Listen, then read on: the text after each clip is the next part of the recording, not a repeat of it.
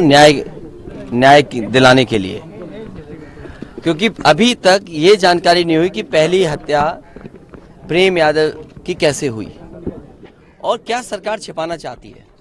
जो zero tolerance की बात करते थे उन्हें कई अधिकारियों को सस्पेंड करना पड़ा, और अगर अधिकारियों को सस्पेंड किया तो इसका मतलब ये है कि सरकार ये स्वीकार कर रही है कि अधिकारियों की नाकामी रही है, जिसके कारण इतनी बड़ी घटना हो गई। और फिर पारिवारिक चीजों में हम क्यों उलझें कि एक भाई ने जमीन बेच दी, वो भाई जमीन देने को तैयार है, तो ये जमीन का विवाद तो अलग बात है, लेकिन आखिरकार पीछे कौन है और फिर सरकार आखिरकार क्यों इसका राजनीतिक लाभ लेना चाहती है, सरकार क्यों राजनीतिक लाभ उठाना चाहती है। जीरो टॉलरेंस की बात जो करते हैं उन्हें कम से कम पूरा का पूरे दोनों परिवारों को न्याय दें।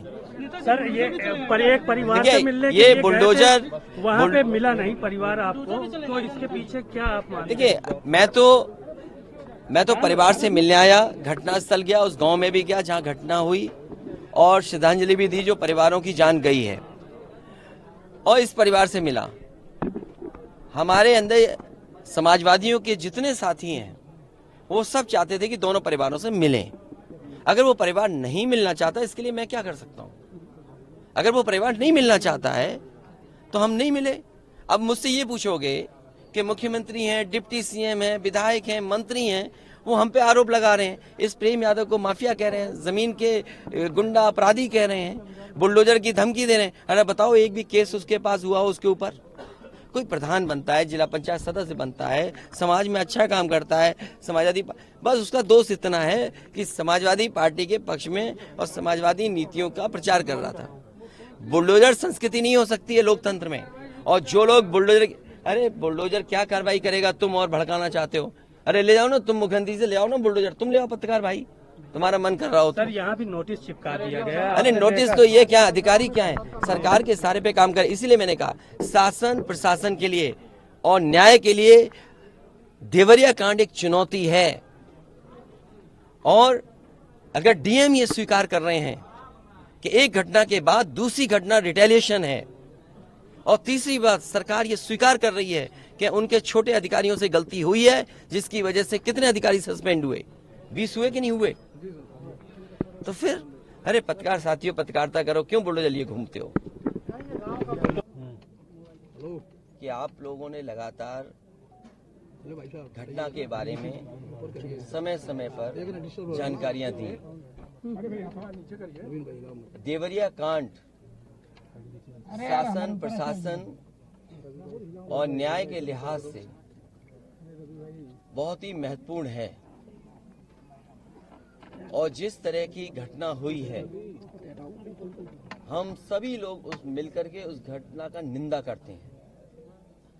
ऐसी दर्दनाक घटना उत्तर प्रदेश में देखने को नहीं मिली। इधर ऐसी घटनाएं नहीं हुई थी कि जहां पर इस तरह का घटनाक्रम हो कि लोगों की एक साथ इतने लोगों की जान चली जाए। जिस समय घटना हुई उसके बाद सभी चैनल, टीवी और सबने जानकारी देना शुरू कर दिया। मुझे याद है मैंने डिस्ट्रिक्ट मजिस्ट्रेट का वो बयान सुना जिसमें यहाँ के डिस्ट्रिक्ट मजिस्ट्रेट ने कहा कि घटना के बाद रिटेलिएशन में दूसरी घटना हुई है। तो ये विषय शासन प्रशासन और न्याय के लिए महत्वपूर्ण इसलिए बनता है कि अभी तक सरकार जो जीरो टॉलरेंस की बात करती थी, घटना पहली कैसे हुई उसकी भी सच्चाई अभी तक सामने नहीं ला पाए।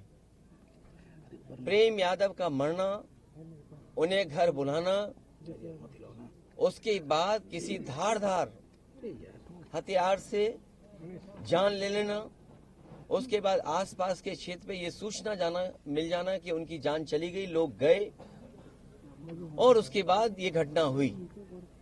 मैं मौके पे घटना में पहुंचा हूं, देखा है मैंने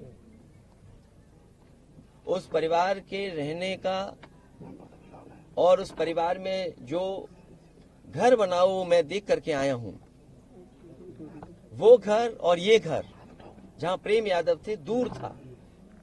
आखिरकार किन परिस्थितियों में वहां जाना पड़ा उन्हें, क्या वजह थी कि सुबह ही सुबह वो मौके पे चले गए?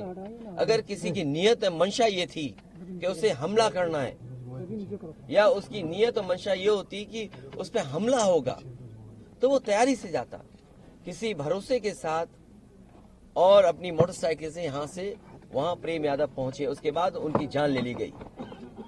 मैं यही कहना चाहता हूं इस मौके पर, मुख्यमंत्री जी का गृह जनपद है, मंडल मत बोलिए, क्योंकि दूसरा जिला, बगल का जिला भी घर मानते हैं।